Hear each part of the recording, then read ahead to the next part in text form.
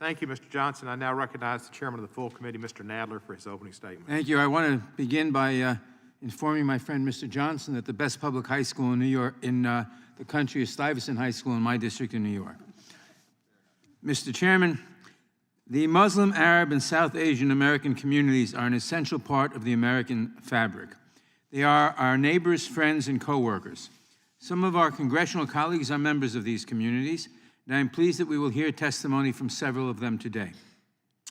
According to the Census Bureau, there are over 7 million Arab Americans and South Asian Americans in the United States, including over 750,000 in New York City. We know that the true size of this population is likely even larger because the census underreports these groups. Indeed, as we consider our recent experience with the census, we know that we must make changes to better track the Arab American community. But even without improved census figures, we know from personal experience that from small business owners to healthcare professionals to public servants, the Muslim, Arab, and South Asian communities are inextricably woven into the fabric of American society. It is also important to acknowledge that while our hearing focuses on some of the common issues confronting these communities as a whole, there is as much diversity among these groups as there is in the rest of America, and they adhere to a range of faiths, including not only Islam, but also Christianity, Sikhism, Hinduism, Buddhism, Jainism, Baha'i, and Judaism, among others. A large part of what binds them together, unfortunately, is the shared experience of discrimination targeted at them that stems from the same poisonous tree. Despite their many contributions and long histories in this country, these communities have often been stigmatized as perpetual foreigners, not only by individuals, but often by the policies of their own government.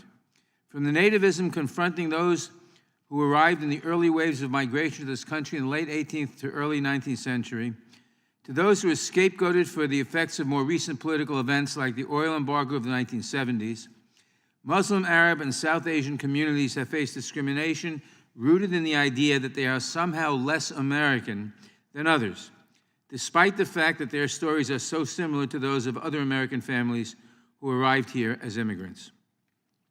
And looming especially large over these communities over the past 2 decades are the continuing impacts, both in terms of government policy and interpersonal prejudices, of the September 11th terrorist attacks on the United States. Like all Americans, members of the Muslim, Arab, and South Asian communities recoiled in horror at what happened that day, and they shared in the nation's anger and sorrow. Many members of these communities were themselves victims of the attacks. But unlike other communities, many Muslim, Arab, and South Asian Americans endured an unjustified wave of interpersonal discrimination and violence at the hands of their fellow Americans, a societal hatred and cultural stigmatization that continues to impact them to this day, a generation later. Even more concerning, the legacy of 9/11 on national security, counterterrorism, and immigration policies continues to have a disproportionately discriminatory impact on these communities. And as Americans, we should all be concerned when the government creates and implements national security and law enforcement policies based on broad brush assumptions about whole communities of Americans based on their race, religion, ethnicity, or national origin, rather than on an individualized suspicion. Such wholesale discriminatory assumptions are not only unconstitutional, but also un-American to the core, and they do nothing to make us safer. Finally, we cannot hold this hearing today without examining issues of discrimination as part of a broader context of persistent white supremacist violence and extremism in the United States, a trend that has taken on a recent and disturbing revival. The recent rise in hate crimes across the country has had a significant impact on the Muslim, Arab, and South Asian community, just as it has had on other minority communities. From the violence against mosques, to the shooting at the Sikh temple in Oak Creek, Wisconsin, to the vandalization of Hindu temples, hate crimes and hate incidents continue to significantly target these communities. For example, according to the Justice Department's 2020 hate crime statistics, there were 87 anti-Arab offenses, 131 anti-Muslim offenses, 94 anti-Sikh offenses, and 11 anti-Hindu offenses. We also know that all of these statistics are significantly underreported, and that they do not include hate incidents that fall short of the legal definition of hate crime.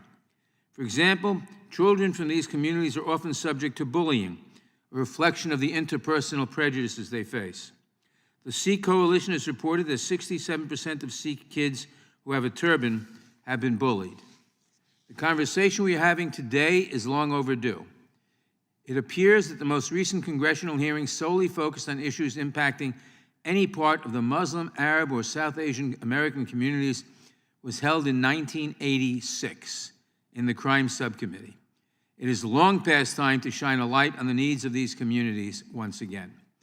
I look forward to hearing from today's excellent panel of witnesses who will provide insight on the current issues impacting these communities and how we can better ensure that they have the protection, justice, equality, and healing that they deserve.